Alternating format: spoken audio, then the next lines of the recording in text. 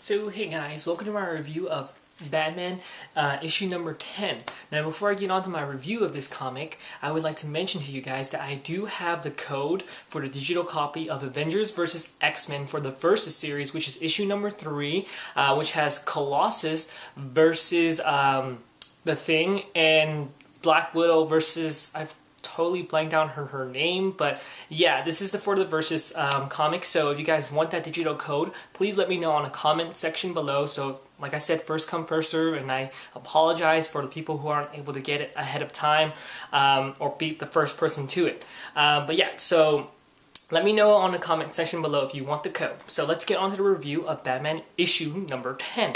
Now in the last issue of Batman, what actually just basically happened was Batman finally took out all the Talon assassins that has invaded his Batcave in Wayne Manor. He's taken out all of them, and he decided to actually go head to Lincoln March's location, who was the guy who was actually running for mayor, and basically he heads to his location but finds out that he already has been, murdered. He's already been hit. The mark has been hit already. So yeah, one of the Talon members assassinated him already, but before he, draws his last breath, he gives Batman a list of possible Court of Owls member, and that's where, Batman looks at the list and he says, I'm coming for you now. And that's where this issue picks up. We open up with Batman monologuing about the Powers Hotel, and we learn about Joseph and Maria Powers, and that they could possibly be suspects to, the Court of Owls. And actually, when Maria Powers actually goes back to her, room or house in the Powers Hotel, basically it's already been trashed, and we know that Batman was there, and Batman actually comes out and starts trying to interrogate her, try to scare her so she could call her husband Joseph, so he can basically track his location. And that's what he actually does. He scares her into thinking that, okay, I know who you are, I know you work for the Court of Owls, and she gets scared and she calls her husband. And basically Batman calls Alfred to tell him, okay, now can you track the location of Joseph Powers? And that's what happens. He locates Joseph's location, which leads him back to Harbor House, where basically this all started. This whole entire investigation started. In the earlier issues of Batman, basically when Bruce, found out that his parents, well, not found out, but when his parents died in front of his face, he thought that it was the Court of Owls that ordered the hit on his parents. So yeah, he does some investigating, and which lead him to Harbor House, and he went into the attic of that mansion, and he got, stuck in there because that's where he thought that they were all having their Court of Owls meeting. And so, of course, this leads Batman back to the same location in the present time, and he actually finds the whole entire Court of Owls just there. All the, members are there sitting around a table, and basically they're all dead. What is going on here? More question marks come along. Why would the Court of Owls suicide after they, implemented their plan to taking over Gotham City, and which wasn't doing so well, because by now we know that Tim Drake, Damian Wayne, Batgirl, and everybody else has basically protected their targets or tried to protect as much people in Gotham City from the Talon assassins. So basically the Court of Owls are sort of losing at the moment.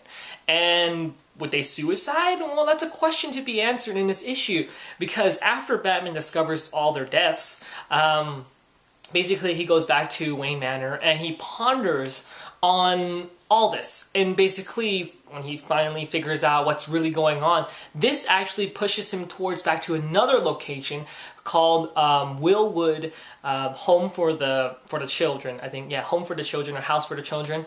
And yeah, this leads him back to this old dampy location where there was like a sinkhole and which destroyed the whole entire complex almost. And it's dreary and eerie when they describe the whole entire situation or the whole entire, description of the place that's going on or where, Batman is.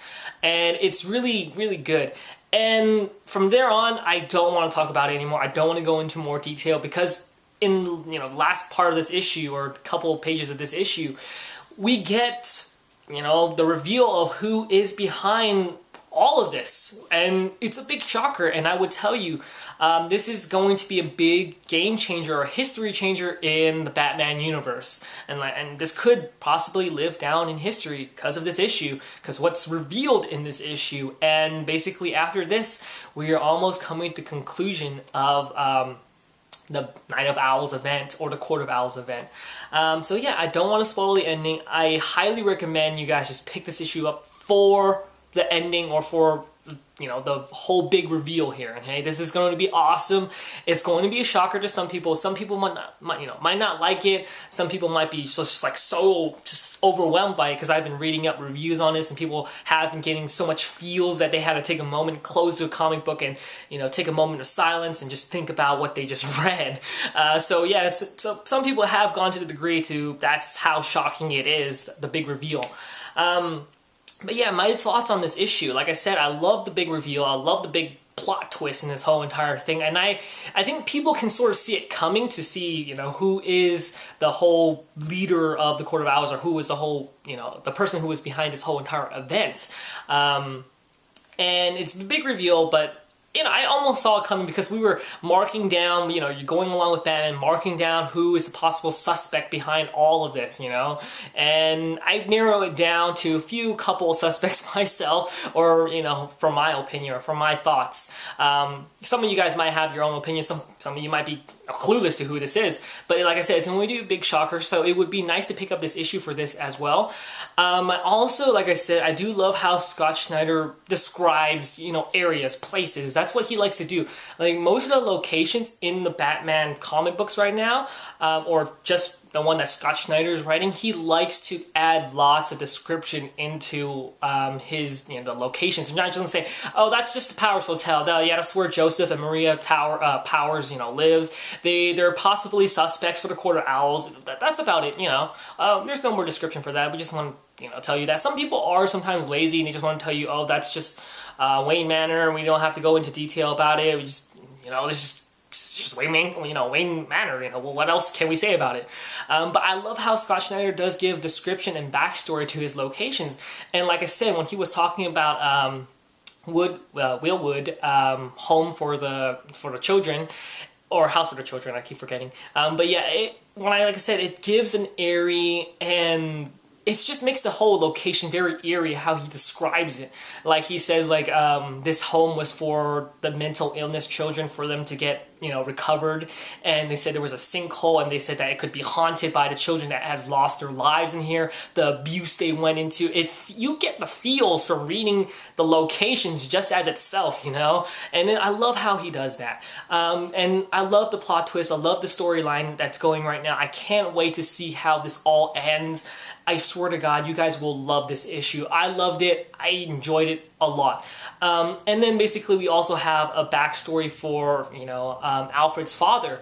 And basically, like I said, there is a spoiler in there, and I don't want to mention it, but it basically talks about the backstory of who actually is behind all of this. So it's actually nice to get the big reveal of who was the leader behind the Court of Owls, and also basically getting the backstory for him as well, because he does explain, you know, who he is in this issue, but it's nice to actually have a little backstory for him as well in this issue, like it's a little snippet in this.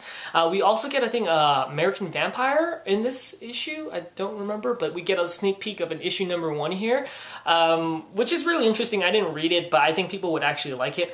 So yeah, as my thoughts for this issue was really fantastic, really good. I highly suggest you guys pick this up. Love Scott Snyder's writing and description of locations, and I love the big plot twists, and I just love how the overall storyline is going so far, and I just can't wait till see it, you know, to see how it all ends. And hopefully you guys are enjoying it as well, and hopefully you guys are anticipating on how it's ending.